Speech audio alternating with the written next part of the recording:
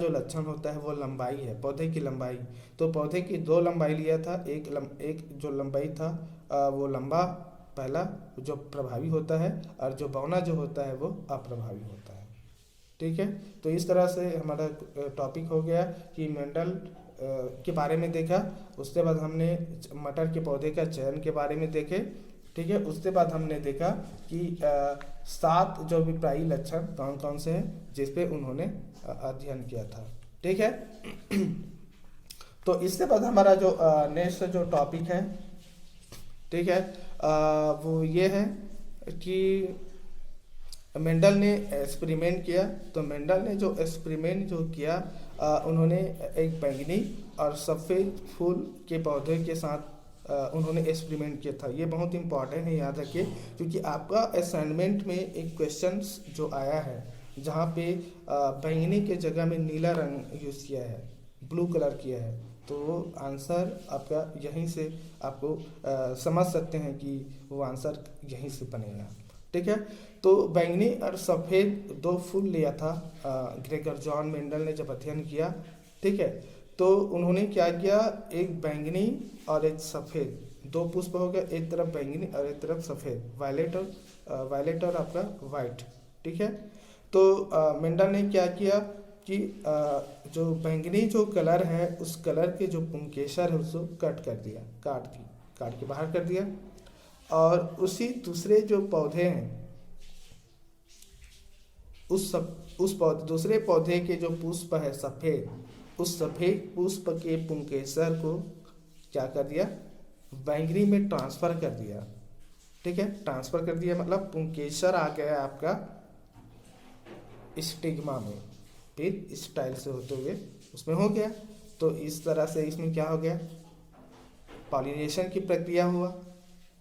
Pollination की प्रक्रिया होना, चूंकि यहाँ पे दो पौधों के बीच में हो रहा है, इसलिए यहाँ पे पर परागण की प्रक्रिया होता है। ठीक है, लेकिन ऐसा नहीं है कि मेंडल ने स्वपरागण भी किया था और पर परागण दोनों किया था, है ना। लेकिन मटर के पौधों में बैंगनी फूल लगता है, सफ़ेद फूल लगता है ना। तो इनके लिए उगाया था उन्होंने, तो पहले में स्वपरागण किया था लेकिन बाद में उन्होंने पर परागण किया। ठीक है, तो पॉलिनेशन पर परागण हुआ यहाँ पर। ठीक है, पर परागण जहाँ पर स्टिग्मा से स्टाइल तक पहुँचा, फिर वहाँ पर ओवरी होता है नीचे में, उनके अपने फ्लावर के डायग्राम देखे होंगे। तो ओवरी के पास वहाँ पे पहुँचता है, फिर वहाँ पर ओवम होता है ओवरी के अंदर में। तो उनके साथ जो पुंकेसर परागण जो होता है वहाँ पे जाता है पुंकेसर। तो फिर वहाँ पर जाते हुए निषेचित हो जाता है अंडाणु के साथ में, और अंडाणु के साथ अब निषेचित हुआ, धीरे धीरे वहाँ पे कोशिका विभाजन होता है, उनका भ्रूण बनता है, फिर बाद में उस फल क्या हो जाता है, बीज होता है वो कंप्लीट रूप से फिर फली में कंप्लीट फली बन जाता है। ठीक है, तो इस तरह से वहाँ पर जो क्या होता है, जो पुष्प जो प्राप्त होता है वो बैंगनी कलर के पुष्प प्राप्त होता है। पहला पीढ़ी में याद रखिए, जब सफ़ेद और बैंगनी और सफ़ेद के बीच में जब पर परागण की क्रिया जब यहाँ पर कराया गया, है ना, तो पहले जो पीढ़ी है वो पहले पीढ़ी में आपका सभी जो पुष्प के जो कलर था वो बैंगनी कलर प्राप्त हुआ था। ठीक है, तो बैंगनी कलर प्राप्त हुआ था। ठीक है, तो ये तो हुआ जिनमें मेंडल ने प्रयोग किया। तो मेंडल ने स्वपरागण करवाया भी था, ये मैंने आपको बताया।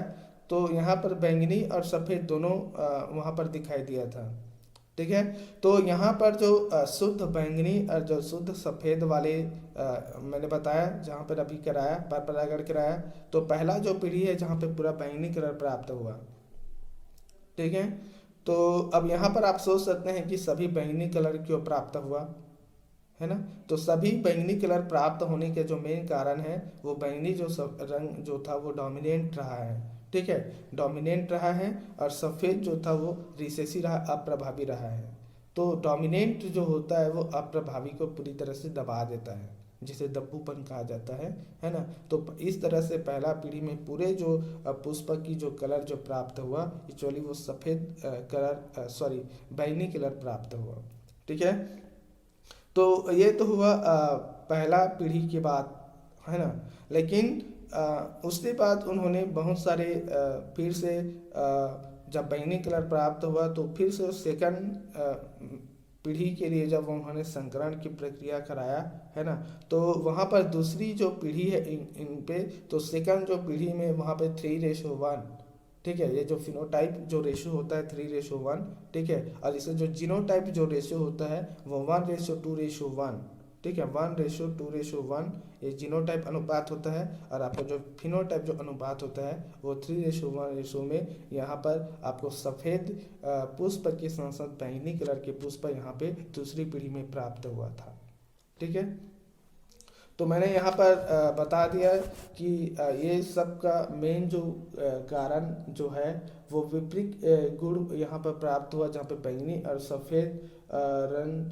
तो यहाँ पर मैंने बताया कि जो बैंगनी जो कलर होता है वो थोड़ा सा डोमिनेंट होता है, और जो सफ़ेद जो होता है वो रिसेसिव होता है, जहाँ पर वो बैंगनी जो कलर का जो जीन बोल सकते हैं वो उनको सफ़ेद वाले को दबा देता है, ठीक है।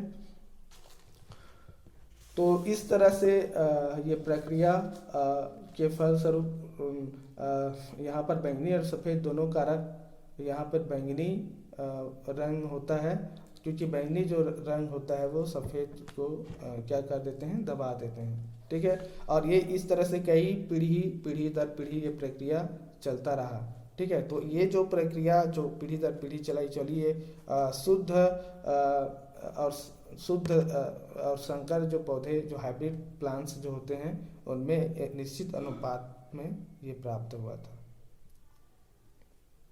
ठीक है। इसके बाद आप देख सकते हैं कि इनका मेंडल को इस तरह से परिणाम जो प्राप्त हुआ उनका क्या एज्यूप्शंस अनुमान हो सकता है। तो आप देख सकते हैं कि यहाँ पर पहला जो लक्षण जो होता है कि प्रत्येक जो लक्षण में आपका दो कारक पाया जाता है, फैक्टर्स, ठीक है। मेंडल के समय वो कारक था, फैक्टर्स था। लेकिन 1905 में जब जोहानसन ने, है ना, जोहानसन ने जब अध्ययन किया तो इसी फैक्टर्स को उन्होंने जीन नाम दिया था, है ना। तो जो जीन जो उस समय मेंडल के समय जो कारक शब्द था वो हमेशा याद रखना, वो जोड़े में रहता है वो, है ना, 2 फैक्टर्स। और प्रजनन जब होता है तो प्रजनन के दौरान जो पेरेंट्स के जो दो कारक जो होते हैं, 2 कारक होते हैं, माता का और एक पिता का, मतलब एक मेल और फीमेल का जो 2 कारक हुआ, तो मेल और फीमेल का कारक में से, है ना, एक जो कारक होता है या चाहे माता का या पिता का, है ना, दो जोड़े में रहते हैं, तो या तो माता और पिता दोनों में से एक का जो कारक है ना, जो जीन है वो संतान में पहुंचता है, ठीक है। तो जब पहुंचता है तो एक नया पेयर्स बनता है, ठीक है। ये 2 अनुमान लगाया था। और तीसरा अनुमान ये लगाया था कि इनमें जो विपरीत जो लक्षण जब इनमें होता है तो इनका जो विपरीत गुण होता है वो मेन जो कारण होता है आपका प्रभावी गुण होता है, और एक जो होता है अप्रभावी गुण, ठीक है यार ना। जो प्रभावी जो गुण होता है, जो डोमिनेंट जो होता है, वो जो दिखाई देता है ना, जो प्रत्यक्ष रूप से जो दिखाई देता है ना, जैसे कि बैंगनी कलर प्राप्त हुआ, ठीक है। तो जो डोमिनेंट जो होता है वो दिखाई देता है, शो करता है, ठीक है। और अप्रभावी जो होता है, अप्रभावी जो कैरेक्टर होता है वो दिखाई नहीं देता है। ये पहले पीढ़ी की बात है। लेकिन ऐसा नहीं है कि अप्रभावी जो गुण है वो सेकंड पीढ़ी में नहीं दिखाई देगा, है ना। तो ऐसा नहीं है, डोमिनेंट पहला पीढ़ी में आपका इंटरप्ट कर सकता है, और जो अप्रभावी और प्रभावी दोनों का जो गुण है वो सेकंड पीढ़ी में जाके वो दोनों शो करता है, जहाँ पे बैंगनी और सफ़ेद लंबे बौने सब एक साथ दिखाई देते हैं सेकंड पीढ़ी में। तो यहाँ पर पृथक हो जाते हैं, जहाँ पर मेंडल का सेकंड नियम फॉलो होता है, सेग्रेशन, लॉ ऑफ सेग्रेगेशन जो होता है, पृथककरण का जो नियम, वहाँ पर आप और समझ सकते हैं इसको, ठीक है। अब इसके बाद सिक्का वगैरह के बारे में आपको मैं यहाँ पर नहीं बात करेंगे, क्योंकि एक्सपेरिमेंटल है। और आप यहाँ पर देख सकते हैं कि जो भी सिक्का होता है, हेड और टेल होता है, उनको उछालते हैं तो चीट जो हेड या टेल पर आने की जो संभावना होता है वो कितनी होती है ना। तो सिक्के को उछालेंगे तो या चीट आएगा या पट आएगा, ये इसी प्रोबेबिलिटी होती है ना। तो इसी प्रोबेबिलिटी के आधार पे, है ना, इसी प्रोबेबिलिटी के आधार पे ही आप बोल सकते हैं कि जैसे कि इस सिक्के के दो पहलू होते हैं, जब उछालेंगे तो चीट या पट आने की संभावना होती है ना। तो चीट या पट आने की जैसे संभावना रहती है ना, उसी तरह जब मेल फीमेल में जब रिप्रोडक्शन की प्रक्रिया होती है, तो यही रूल्स वहाँ पर भी लागू होता है कि जो संतान जो जन्म होने वाले हैं, है ना, या तो 50-50 चांसेस रहता है कि उनका बच्चा मेल लड़का होगा या लड़की होगा, मेल या फीमेल। ठीक है।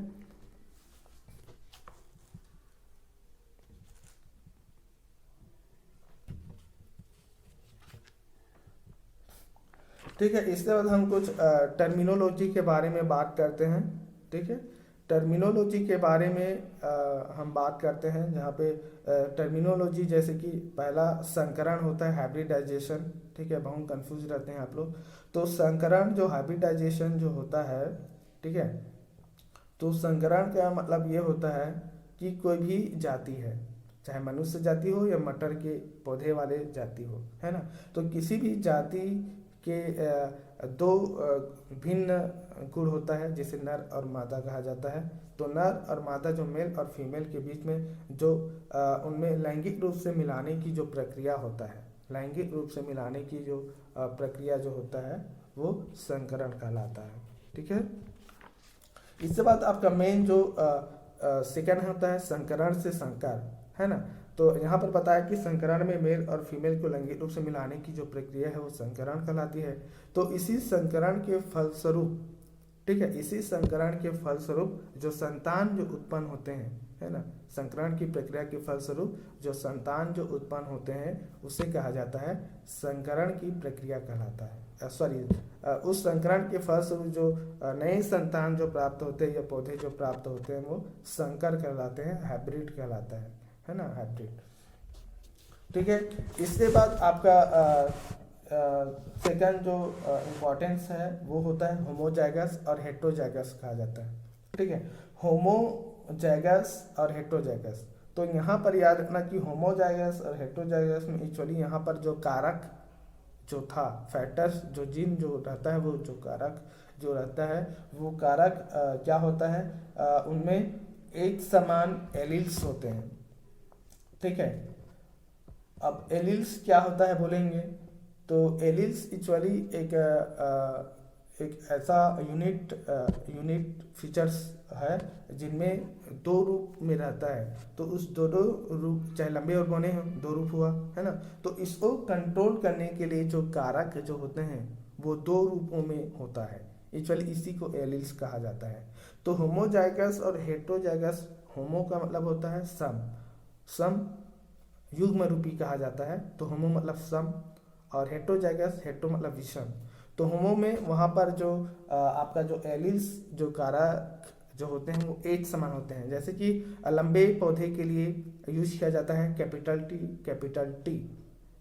ठीक है, या गुणसूत्र की बात करें जहाँ फीमेल में गुणसूत्र पाया जाता है एच, तो ये होता है होमोजाइगस। ठीक है, और हेटेरोजाइगस में जहाँ पे विषम होता है, हेटेरोजाइगस में कैसे होता है, जैसे कि बौने के लिए यूज किया जाता है जैसे, लेकिन यहाँ पे याद रखना कैपिटल टी स्मॉल टी जोड़े में है तो ये होमोजाइगस हुआ।